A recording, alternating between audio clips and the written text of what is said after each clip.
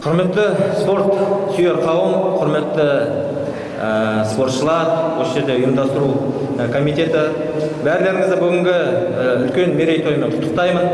Бұл қазіргі қиын заманда осылай ұйымдастырып өткізіліп жатқан спорттың дамуына үлкен үлесін қосып, біздің Қазақстанның жастарының ары қарай еңбекқорлығын, мемлекеттік патриотизмді дамытудағы үлкен жұмыс атқарылып жатқанына өте қуаныштымын. Сондықтан әрқайсыларыңызға жеңіс тілеймін.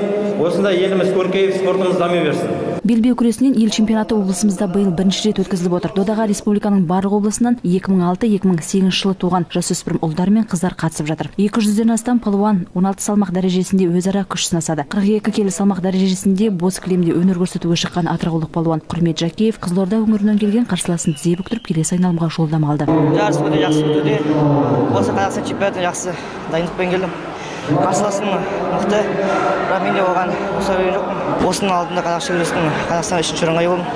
Енді осы Қазақстанда чемпион боламын деп ойлаймын. Жарыс жекпе-жек өнері қауымдастығының бастамасымен ұйымдастырылған. 2 күнге шақталған спорттық дода жеңіс балалар мен жасөспірімдер спорт мектебінде өтіп жатыр. Ертең ақтық сында белбеу күресінің мықтылары анықталады. Аяулым Жолмұқанова, Юрий Исқақов, жаңалықтар қызметі.